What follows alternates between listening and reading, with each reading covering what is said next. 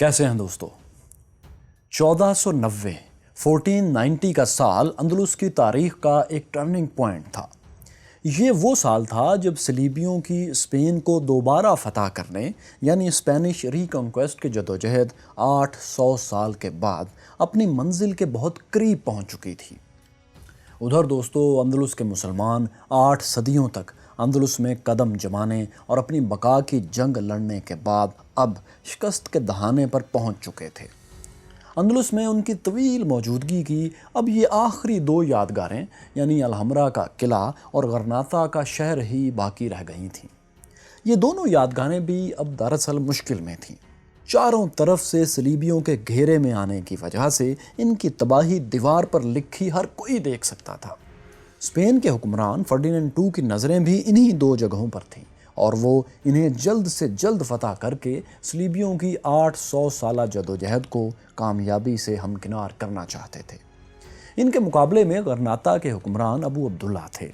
ये कभी Ferdinand II का मोहरा बनकर अपने ही लोगों से लड़ रहे थे, लेकिन अब वो मज़ीद किसी की कठपुतली बनने का इरादा नहीं रखते थे और अपनी सल्तनत बचाने के लिए किसी भी हद तक जाने को तैयार थे। गरनाता के शहरियों की बड़ी तादाद भी अब उनके साथ थी और ये लोग फैसला कर चुके थे कि वो कट मरेंगे मगर अपना वतन सलीबियों के हवाले इस तरह आसानी से नहीं करेंगे। तो फिर दोस्तों ये हुआ कि 1490 1490 में अंदलुस में मुसलमानों की तारीख का आखिरी और फैसला कुन मार्का शुरू हुआ। फर्डिनेंड II चाहते तो फौरी तौर पर गरनाता का मुहासरा कर सकते थे, लेकिन वो एक ज़बरदस्त स्ट्रेटजिस्ट थे। वो फैसला कुन हमले से पहले दुश्मन को इतना कमज़ोर कर देना चाहते थे कि वो मुज़ाहमत के काबिल ही न रहे। चुनांचे उन्होंने सबसे पहले दुश्मन की सप्लाई लाइन काटने का फ़ैसला किया। हम आपको बता चुके हैं कि गरनाता चारों तरफ से सलीबी इलाकों में घिरा हुआ था, लेकिन इसको खुराक की सप्लाई के दो रास्ते, दो बड़े सोर्सेज अब भी मौजूद थे। एक तो ये कि गरनाता शहर के करीब की ज़मीन बहुत ज़रखेज़ थी और ये अभी तक गरनाता वालों के कंट्रोल ही में थी। यहाँ बड़े पैमाने पर फसलें काश्त होती थीं जो गरनाता को खुराक की सप्लाई का काफ़ी ज़रिया थी। गरनाता को खुराक की सप्लाई का एक और भी सोर्स था और ये था सेरा नुआडा के पहाड़ी रास्ते। आप जान चुके हैं कि गरनाता शहर सेरा नुआडा पहाड़ी सिलसिले के दामन में आबाद था।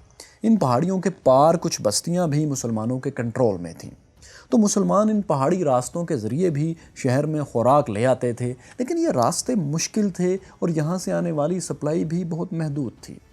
तो अब फर्डिनेंड II ने ये किया कि गरनाता के इर्द गिर्द मौजूद फसलों को तबाह करना शुरू कर दिया। उन्होंने छोटे छोटे छापामार दस्ते भेजे जिन्होंने गरनाता के इर्द गिर्द के देहात को तबाह व बर्बाद कर दिया और खड़ी फसलों को आग लगा दी। इससे दोस्तों गरनाता में खुराक की शदीद कमी पैदा होने लगी। दूसरी तरफ अबू अब्दुल्ला ने जब सलीबी दस्तों के ये हमले देखे तो वो भी हाथ पर हाथ धरे नहीं बैठे। उन्होंने गरनाता के लिए एक नई सप्लाई लाइन खोलने का फ़ैसला किया। उनकी स्ट्रेटजी ये थी कि गरनाता के जो साहिली इलाके सलीबियों के कब्ज़े में जा चुके हैं उनमें से कुछ को वापस लिया जाए ताकि अफ्रीकी मुसलमानों से बहरी राब्ता बहाल हो सके। अगर ये राब्ता कायम हो जाता तो गरनाता की सप्लाई लाइन भी बहाल हो सकती थी। इसका फ़ायदा ये था कि गरनाता शहर को इतनी मिकदार में खुराक और हथियार मिल जाते कि वो बरसों तक सलीबियों का मुकाबला करने के काबिल हो जाते। इस स्ट्रेटजी के साथ अबू अब्दुल्ला गरनाता से फ़ौज लेकर निकले और साहिल की तरफ पेशकदमी शुरू कर दी। सबसे पहले उन्होंने रास्ते में आने वाले एक कस्बे अलबादोल को फतह किया। इसके बाद वो एक साहली कस्बे औज़रा पर हमलावर हुए। इस कस्बे पर कब्ज़े के लिए कुछ अफ्रीकी रज़ाकारों वॉलंटियर्स ने भी उनकी मदद की। ये कस्बा भी दोस्तों आसानी से उन्होंने फतह कर लिया। अज़रा के बाद अबू अब्दुल्ला की अगली मंजिल उससे आगे 63 किलोमीटर दूर कस्बा शलोबीनिया था। इस कस्बे को फतह करके अबू अब्दुल्ला एक खासी बड़ी साहली पट्टी को अपने कंट्रोल में ला सकते थे। इस तरह अफ्रीका से उनकी सप्लाई लाइन भी खुलने का इम्कान था। तो अबू अब्दुल्ला की ये कोशिश गरनाता को कुछ मज़ीद अरसे के लिए एक आज़ादी मुहैया कर सकती थी, बल्कि यूँ कहना चाहिए कि ये बुझते चिराग की आखिरी लौ थी। लेकिन दोस्तों ये लौ भी ज़्यादा देर रोशनी ना दे सकी। जब अबू अब्दुल्ला अपनी फ़ौज के साथ शलोबीनिया की तरफ बढ़ रहे थे तो रास्ते में ही उन्हें इत्तला मिली कि एक सलीबी लश्कर गरनाता की जानिब आ रहा है।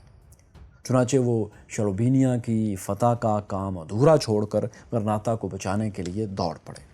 اور یوں دوستوں افریقہ سے سمندری راستہ بحال ہونے کی یہ جو امید پیدا ہوئی تھی یہ ٹوٹ گئی۔ 1490 کا پورا سال ایسی ہی جھڑپوں میں گزر گیا۔ غرناطہ کی فصلیں تباہ ہوتی رہیں اور عام شہریوں کے لیے مشکلات بڑھتی رہیں۔ جب فرڈیننڈ II نے دیکھا کہ وہ غرناطہ کی سب سے بڑی سپلائی لائن یعنی ان کی فصلوں کو تباہ کرنے میں کامیاب رہے ہیں تو انہوں نے پوری طاقت سے حملے کا فیصلہ کیا، آخری اور فائنل حملے کا۔ اگلے برس جیسے ہی موسم سرما ختم ہوا تو اپریل 1491 میں فرڈیننڈ II نے تقریباً 80,000 فوج کے ساتھ غرناطہ کو فتح کرنے کے لیے سفر کا آغاز کیا۔ یہ اس معرکے کی شروعات تھی جس نے اندلس میں مسلمانوں کی تقدیر کا اب فیصلہ کرنا تھا۔ ان کے لشکر کے پاس تیروں اور تلواروں کے علاوہ بندوقیں اور توپیں بھی تھیں جو کہ اس دور میں بڑے پیمانے پر استعمال ہونے لگی تھیں۔ غرناطہ کی لڑائی سے صرف 38 ایئرز پہلے عثمانی ترکوں نے توپوں کی مدد سے ہی رومن امپائر کے مرکز قسطنطنیہ کو فتح کیا تھا۔ آپ جانتے ہیں کہ اس محاصرے کے لیے عثمانیوں نے ایک یورپی ماہر سے توپیں تیار کروائی تھیں اور انہی توپوں نے قسطنطنیہ کی مضبوط دیواروں کو توڑنے میں مدد دی تھی۔ اب غرناطہ میں بھی یہی تاریخ دہرائی جا رہی تھی۔ فرڈیننڈ II نے غرناطہ پر حملے کے لیے ایک فرانسیسی انجینئر سے خاص طور پر توپیں تیار کروائیں۔ اگرچہ توپیں تو دوستوں غرناطہ کے مسلمانوں کے پاس بھی تھیں، لیکن انہوں نے اس ٹیکنالوجی میں کوئی خاص کمال حاصل نہیں کیا تھا۔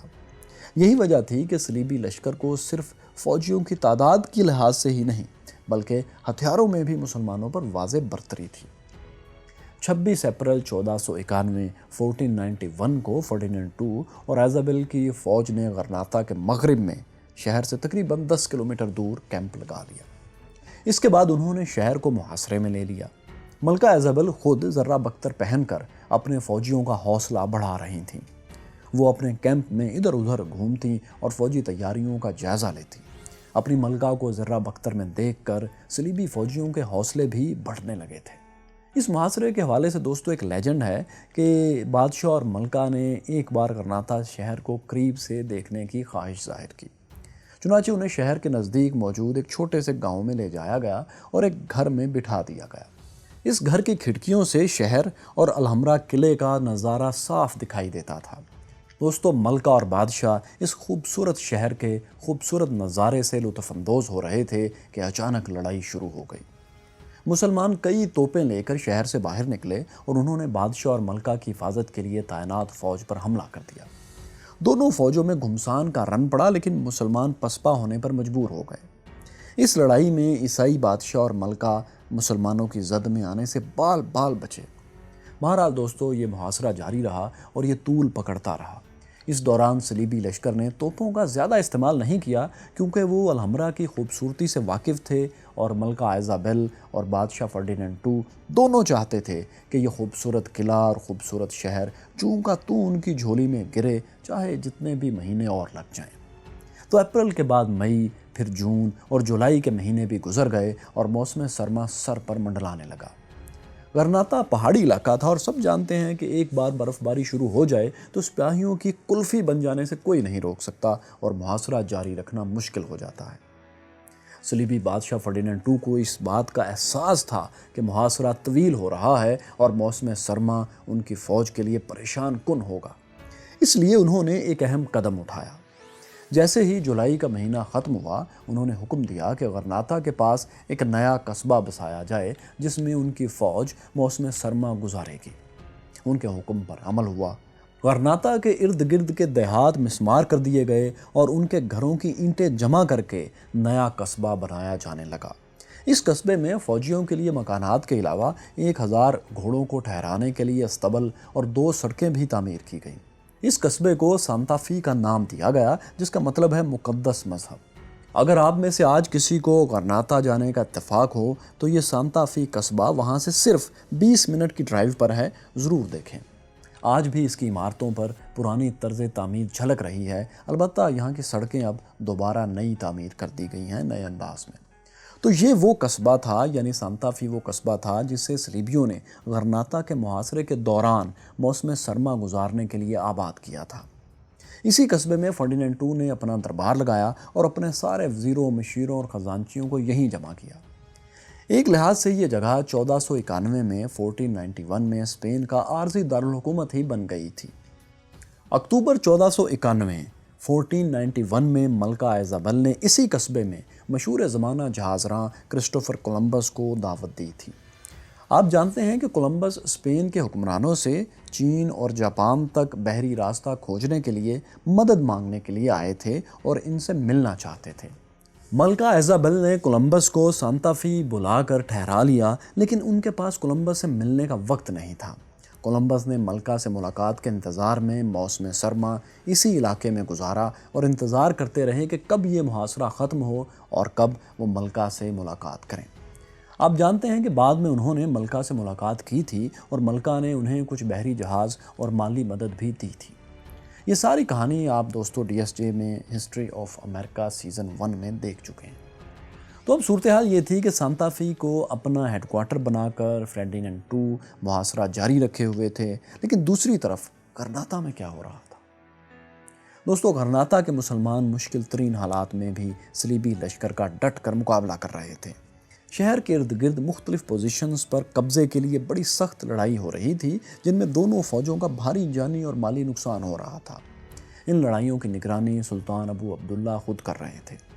جب مسلمانوں نے دیکھا کہ صلیبی لشکر کا پلڑا بھاری ہو رہا ہے تو انہوں نے رات کے وقت دشمن پر اچانک حملے شروع کر دیے۔ اس کے علاوہ مسلم سپاہی شہر کے گرد موجود پہاڑی سلسلوں میں بھی چھپ جاتے تھے اور وہاں سے صلیبیوں کی سپلائی لائنز پر حملے کرتے تھے۔ ان حملوں کے دوران مسلمانوں نے بہت سے صلیبی فوجیوں کو موت کے گھاٹ اتارا اور ان کی سپلائی لائنز خاص طور پر جانور وغیرہ اپنے قبضے میں کر لیے، جو کہ انہوں نے اپنی خوراک کے لیے اور سواری کے لیے جمع کیے ہوئے تھے۔ ان جانوروں کو شہر میں لے جا کر ذبح کر کے بیچا جاتا تھا، جس کی وجہ سے محاصرے کے شروع کے کچھ عرصے میں شہر میں گوشت کی سپلائی بہت زیادہ ہو گئی تھی۔ تاہم یہ گوشت ان دنوں میں بھی بہت مہنگا بکتا تھا شہر میں، اور صرف امیر لوگ ہی اسے خرید پاتے تھے۔ محاصرے کی وجہ سے تمام اشیاء کی قیمتیں بھی یہاں بڑھ چکی تھیں اور لوگوں کے لیے کھانے پینے کا سامان خریدنا ناممکن سا ہو گیا تھا۔ ان حالات میں شہر کے بہت سے مسلمان پہاڑوں کے راستے فرار ہونے لگے۔ غرناطہ شہر چونکہ سیرا نواڈا پہاڑی سلسلے کے دامن میں آباد تھا اور پہاڑوں کی وجہ سے اس کا مکمل محاصرہ ناممکن تھا، اس لیے یہ پہاڑوں کا راستہ تھوڑے بہت کھانے پینے کے لیے غرناطہ کے لیے کھلا رہتا تھا۔ اسی راستے سے تھوڑا بہت سامان بھی آ رہا تھا اور اسی چھوٹے سے راستے سے مسلمانوں نے فرار ہونا بھی شروع کر دیا تھا۔ لیکن جب موسم سرما شروع ہوا، پہاڑوں پر برف گرنے لگی، تو یہ مشکل راستہ بھی بند ہو گیا اور شہریوں کے کھانے پینے کا چھوٹا سا جو بندوبست تھا وہ بھی اب نہ رہا۔ شہر میں خوراک کی دوستو اس قدر قلت ہو گئی کہ اچھے امیر گھرانوں کے لوگ بھی روٹی کے لیے بھیک مانگنے لگے۔ مائیں اپنے سوکھے بدن بچوں کو بازوؤں میں اٹھائے گلیوں میں کھانے کی دہائی دیتی پھر رہی تھیں۔ شہر کی آبادی بجا طور پر اب 2 حصوں میں تقسیم ہو چکی تھی۔ ایک طرف وہ شہری تھے جو صلیبیوں سے آخری وقت تک جنگ کرنے اور ذلت کی زندگی پر عزت کی موت کو ترجیح دینے کے حق میں تھے۔ دوسری جانب وہ لوگ تھے جو محاصرے کی مصیبتوں سے نجات چاہتے تھے۔ یہ لوگ گروپس کی شکل میں جمع ہو کر شہر کی گلیوں میں نعرے لگاتے تھے اور ابو عبداللہ سے مطالبہ کرتے تھے کہ وہ صلیبیوں سے بات کریں اور صلح صفائی کا کوئی راستہ نکالیں۔ اب سب کی نظریں ابو عبداللہ پر تھیں کہ وہ کوئی فیصلہ کریں۔ تو مائی کیوریس فیلوز، ابو عبداللہ غرناطہ کے آخری نوجوان حکمران اس ساری صورتحال کو دیکھ رہے تھے، شہر کے حالات اور شہریوں کے جذبات سے بھی واقف تھے۔ صلیبی لشکر کی طاقت کا بھی انہیں اچھی طرح اندازہ تھا۔ وہ سمجھ گئے تھے کہ اس لشکر سے جیتنا ناممکن ہے۔ ان حالات میں صرف یہ ہو سکتا ہے کہ لڑ کر جان دے دی جائے۔ پھر ایک روز انہیں ایک اطلاع ملی، جس کے بعد انہوں نے ایک فیصلہ کیا۔ سلطان ابو عبداللہ کو ایک جاسوس نے بتایا کہ فرڈینینڈ II نے غرناطہ پر قبضے کے لیے ایک پلان تیار کیا ہے۔ وہ پلان یہ تھا کہ صلیبی فورسز شہر کے باہر مسلمانوں سے لڑنے کے لیے ایک چھوٹا سا دستہ بھیجیں گے۔ جب مسلمان شہر کے دروازے کھول کر باہر نکلیں گے اور اس چھوٹے سے دستے سے لڑائی شروع کریں گے تو صلیبیوں کا مرکزی لشکر ان کھلے دروازوں سے اندر داخل ہو جائے گا اور شہر پر قبضہ کر لے گا۔ ابو عبداللہ نے فوری طور پر اپنے فوجی افسروں سے مشورہ کیا۔ سب نے یہ صلاح دی کہ مسلمان اپنی پوری طاقت کو اس جگہ جمع کریں جہاں یہ جھڑپ متوقع طور پر ہونی تھی۔ اس کے بعد سب لوگ باہر نکل کر صلیبیوں کا مقابلہ کریں اور لڑتے ہوئے مارے جائیں، لیکن صلیبیوں کو اندر داخل نہ ہونے دیں اپنے جیتے جی۔ ابو عبداللہ نے یہ مشورہ مان لیا اور خود بھی اس آخری لڑائی میں شریک ہونے کا فیصلہ کیا۔ اگلے روز ابو عبداللہ صبح کے وقت اٹھے، تیار ہوئے۔ اس کے بعد انہوں نے اپنے ہتھیار اٹھائے اور اپنی والدہ اور بہن کے سامنے اپنے سینے پر سجا لیے۔ پھر انہوں نے اپنی والدہ ملکہ عائشہ کے ہاتھ کو بوسہ دیا اور ان سے دعا کی درخواست کی۔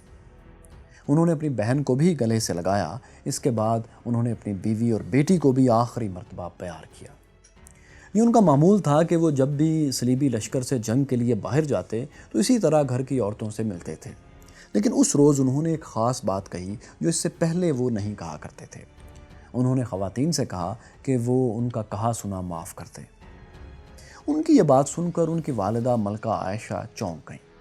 انہوں نے زور دے کر پوچھا کہ تم کیا کرنے جا رہے ہو؟ پھر انہوں نے ابو عبداللہ کا ہاتھ پکڑا اور زور زور سے رونا شروع کر دیا۔ انہیں دیکھ کر باقی عورتیں بھی رونے لگیں۔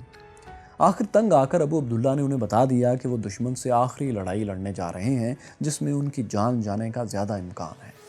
اس پر ان کی والدہ نے غصے سے کہا، اگر یہ بات ہے تو تم اپنی ماں، بیوی، بچوں، رشتہ داروں اور اپنی رعایا کو کس کے آسرے پر چھوڑ کے جا رہے ہو؟ تم اللہ کو کیا جواب دو گے؟ ابو عبداللہ نے جواب میں کہا کہ روز روز مرنے سے ایک ہی دن مر جانا بہتر ہے۔ اس پر ان کی والدہ بولیں کہ اگر تمہاری موت سے باقی لوگ بچ جائیں اور ہمارے شہر کو آزادی مل جائے تو پھر تمہارا فیصلہ ٹھیک ہے، لیکن اگر ایسا نہیں ہوگا تو یہ ایک برا فیصلہ ہے۔ ابو عبداللہ نے اپنی والدہ سے کہا کہ ان کے سپاہی ان کا انتظار کر رہے ہیں، انہیں جانے کی اجازت دی جائے۔ لیکن ان کی والدہ نے انہیں نہیں چھوڑا، بلکہ انہوں نے قرآن پر ابو عبداللہ سے حلف لیا کہ وہ شہر سے باہر جا کر اپنی اور اپنے سپاہیوں کی زندگیاں خطرے میں نہیں ڈالیں گے۔ ابو عبداللہ نے چاروں ناچار یہ حلف دے دیا اور اس کے بعد باہر جا کر اپنے سپاہیوں کو حکم دیا کہ وہ شہر سے باہر نہ نکلیں۔ یوں ابو عبداللہ کا صلیبیوں سے میدان جنگ میں دو دو ہاتھ کرنے کا یہ فیصلہ کن پلان ناکام ہو گیا۔ یہ واقعہ دوستو ممکن ہے درست ہو، لیکن یہ ایک لیجنڈ بھی ہو سکتی ہے، کیونکہ یہ کہا جاتا ہے کہ ملکہ عائشہ یعنی ابو عبداللہ کی والدہ صلیبیوں سے کسی صلح کے حق میں نہیں تھی، بلکہ وہ تو ابو عبداللہ کو یہی مشورے دیتی رہتی تھیں کہ وہ ایک بادشاہ کی طرح عزت کی موت کو سرنڈر کرنے پر ترجیح دیں۔ بہرحال دوستو، واقعہ جو بھی تھا، حقیقت یہ ہے کہ صلیبیوں اور مسلمانوں کے درمیان غرناطہ شہر کے لیے کوئی فیصلہ کن جنگ نہیں ہوئی، بلکہ اس لڑائی کا اختتام بات چیت پر ہوا۔ ابو عبداللہ نے شہر کے حالات کو دیکھتے ہوئے فرڈیننڈ II سے خط و کتابت شروع کر دی۔ دونوں طرف سے پیغام آنے جانے لگے، لیکن ابو عبداللہ نے اتنی ہوشیاری ضرور کی کہ اس پیغام رسانی کو اپنی والدہ اور شہریوں سے خفیہ رکھا، اور ان لوگوں سے بھی خفیہ رکھا جو ہتھیار ڈالنے کے حق میں نہیں تھے۔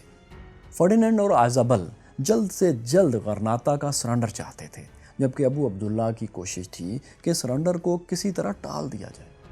انہوں نے پہلے تو تجویز دی کہ غرناطہ کا سرنڈر مئی 1492 میں عمل میں لایا جائے۔ شاید ابو عبداللہ چاہتے تھے کہ ایک بار موسم سرما ختم ہو جائے اور سیرا نواڈا کے پہاڑی راستے بحال ہو جائیں تو وہ شہر میں خوراک کی سپلائی بحال کر کے جنگ کو اور طول دے دیں گے۔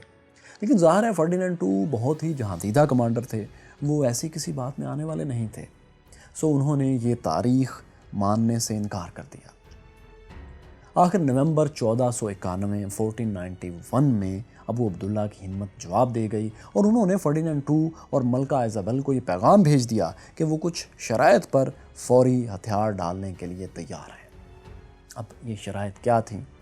وہ شرائط یہ تھیں کہ اگر غرناطہ سرنڈر کرتا ہے تو مسلمانوں کو زبردستی مذہب بدلنے پر مجبور نہیں کیا جائے گا، ان کی مساجد کو کوئی نقصان نہیں پہنچایا جائے گا، نہ ہی کوئی عیسائی ان میں داخل ہوگا، مسلمانوں کو معمول کے مطابق 5 وقت اذان دینے کی اجازت ہوگی، ان کے جان و مال کو تحفظ دیا جائے گا، ان کے آپسی جھگڑوں کا فیصلہ مسلمان قاضی شریعت کے مطابق کریں گے، وہ عیسائی جو مسلمان ہو چکے ہیں ان کے خلاف انتقامی کارروائی نہیں ہوگی، نہ انہیں دوبارہ عیسائی بنانے کی کوشش کی جائے گی، جو مسلمان اسپین چھوڑ کر افریقہ جانا چاہیں انہیں جانے دیا جائے گا۔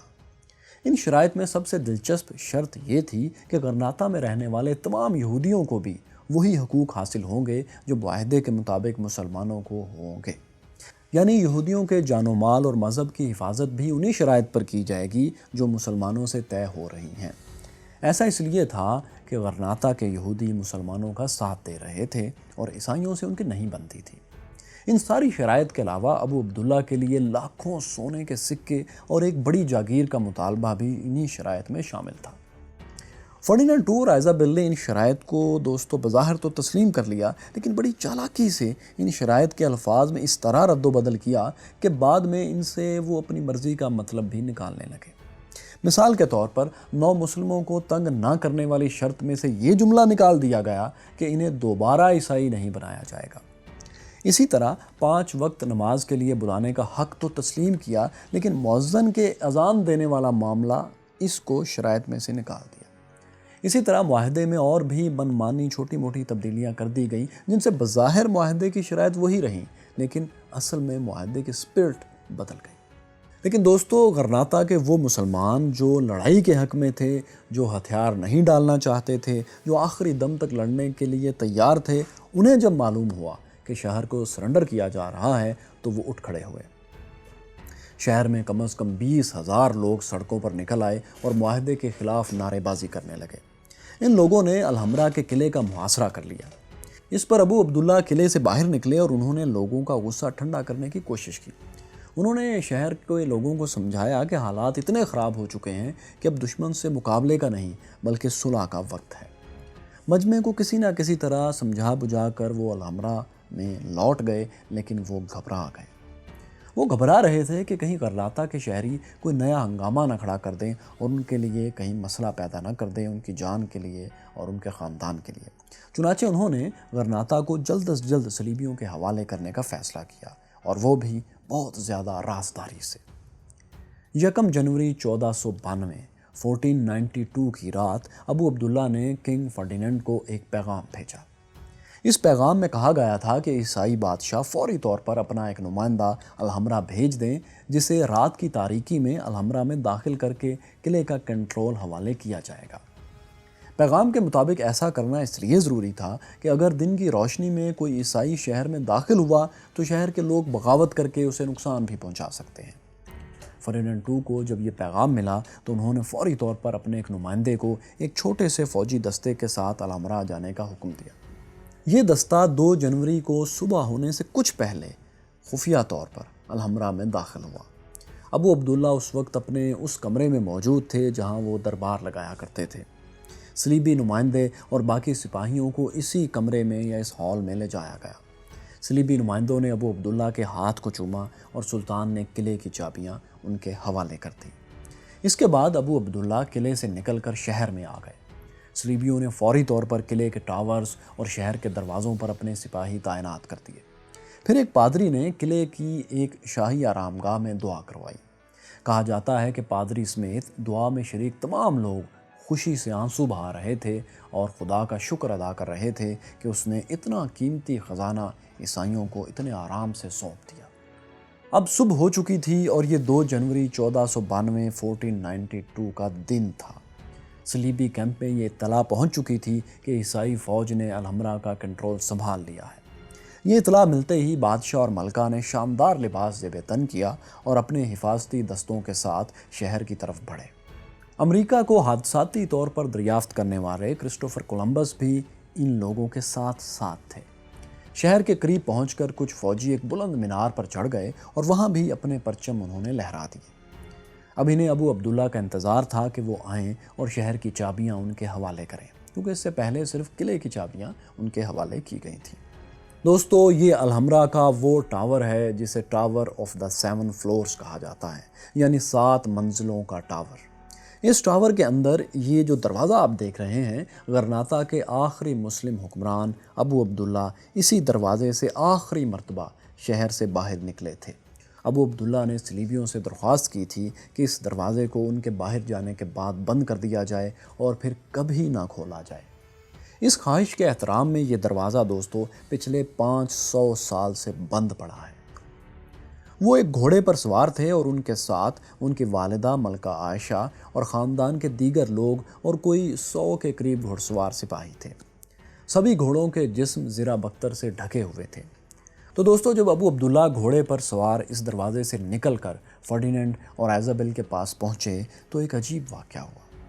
فرڈینینڈ II اور ایزابل امید کر رہے تھے کہ ابو عبداللہ، جو کہ اب ظاہر سلطان نہیں رہے، وہ گھوڑے سے اتر کر بادشاہ اور ملکہ کے ہاتھ چومیں گے اور ان کی عزت افزائی کریں گے، یعنی ان کی تعظیم کریں گے۔ لیکن ایسا نہیں ہوا۔ ابو عبداللہ اور ان کی والدہ عائشہ دونوں نے ہی بادشاہ اور ملکہ کی یہ خواہش پوری کرنے سے انکار کر دیا۔ آخر دونوں طرف کے نمائندوں میں کچھ بحث کے بعد یہ طے پایا کہ ابو عبداللہ اپنا ایک پاؤں رکاب سے باہر نکالیں گے گھوڑے پر بیٹھے بیٹھے، اور اپنا ہیلمٹ یعنی اپنا خود اتار کر ہاتھ میں پکڑ لیں گے۔ اس جیسچر کو کافی سمجھا جائے گا اور فرڈینینڈ II اس وقت انہیں مزید کچھ کرنے سے روک دیں گے، یعنی ہاتھ وغیرہ چومنے یا گھوڑے سے اترنے کی نوبت نہیں آئے گی۔ چنانچہ ایسا ہی کیا گیا۔ ان رسمی باتوں کے بعد ابو عبداللہ نے شہر کی چابیاں فرڈینینڈ II کے حوالے کر دیں۔ کہتے ہیں ابو عبداللہ جب فرڈینینڈ II کو شہر کی چابیاں دے رہے تھے تو انہوں نے عربی میں یہ الفاظ کہے کہ خدا آپ سے بہت زیادہ محبت کرتا ہے جناب، یہ شہر کی چابیاں ہیں، میں اور اس شہر کے رہنے والے تمام لوگ اب آپ کی ملکیت ہے۔ بادشاہ نے یہ الفاظ سن کر مسکراتے ہوئے شہر کی چابیاں وصول کی اور اپنی ملکہ کے حوالے کر دیں۔ یوں غرناطہ کا سرنڈر مکمل ہو گیا اور اس کے بعد اسپینش فوجی دستے شہر میں داخل ہو گئے۔ صلیبیوں کے لیے یہ دن کرسمس سے دوستوں کم نہیں تھا، کیونکہ انہیں ان کی 8 صدیوں کی جدوجہد کا پھل مل گیا تھا۔ جی ہاں، اندلس میں مسلمانوں اور عیسائیوں کی لڑائی 8 صدیوں پر محیط تھی۔ 711 میں جب طارق بن زیاد نے معرکہ وادی لقا میں ویسوگوتھک بادشاہ ریڈرک کو شکست دی تھی تو کسی کے وہم و گمان میں بھی نہیں تھا کہ مسلمانوں کو اندلس سے اس طرح نکلنا ہوگا۔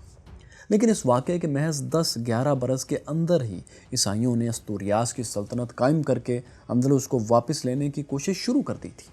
طارق بن زیاد کی اندلس میں آمد کے 781 برس بعد عیسائیوں نے آخری مسلم ریاست غرناطہ کو بھی فتح کر لیا تھا۔ اب پورا آئیبیرین پیننسولا یا مسلم اندلس یعنی پرتگال اور اسپین مکمل طور پر عیسائیوں کے کنٹرول میں آ چکے تھے۔ ریاست غرناطہ کی جو چند چھوٹی چھوٹی آبادیاں سیرنواڈا کے پہاڑوں کے پار تھیں، انہوں نے بھی غرناطہ پر عیسائیوں کے قبضے کا سن کر ہتھیار ڈال دیے، یعنی اسپین اب مکمل طور پر مسلمانوں کی حکومت سے خالی ہو گیا۔ غرناطہ شہر کے سرنڈر ہو جانے کے بعد ابو عبداللہ کو ان کا وہ بیٹا لوٹا دیا گیا جو ان کی گرفتاری کے وقت ضمانت کے طور پر صلیبیوں نے یرغمال بنایا تھا۔ ابو عبداللہ کا بیٹا اور ان کے ساتھ باقی تمام یرغمالی جو بھی صلیبیوں کے پاس تھے انہیں رہائی مل گئی، لیکن غرناطہ شہر اور اس کی تمام مسلم آبادی وہیں تھی اور صلیبیوں کی محکوم بن چکی تھی۔ ابو عبداللہ بوجھل دل کے ساتھ غرناطہ کو چھوڑ کر اپنی اس جاگیر کی طرف روانہ ہوئے جو انہیں غرناطہ کو سرنڈر کرنے کے معاہدے کے تحت دے دی گئی تھی۔ لیکن اس جاگیر میں بھی وہ زیادہ عرصہ نہیں رکے اور ایک روز اسے بھی چھوڑ کر افریقہ کی طرف چل پڑے۔ پھر ان کا کیا انجام ہوا اس بارے میں متضاد باتیں ہیں، تاریخ کسی ایک واقعے پر متفق نہیں۔ تاہم ابو عبداللہ نے جب غرناطہ شہر چھوڑا تو ان سے ایک لیجنڈ منسوب ہوئی۔ کہتے ہیں جب وہ شہر سے بہت دور ایسی جگہ پہنچے جہاں سے غرناطہ کا تاریخی شہر صاف نظر آتا تھا تو انہوں نے آخری بار مڑ کر 800 سال تک مسلمانوں کے گھر رہنے والے شہر کو دیکھا۔ جب اس شہر پر ان کی نظر پڑی تو ان کی آنکھوں سے آنسو نکل پڑے۔ اس پر ان کی والدہ نے انہیں ڈانٹ کر کہا کہ جس چیز کے لیے تم مردوں کی طرح لڑ نہیں سکے اس کے لیے عورتوں کی طرح آنسو مت بہاؤ۔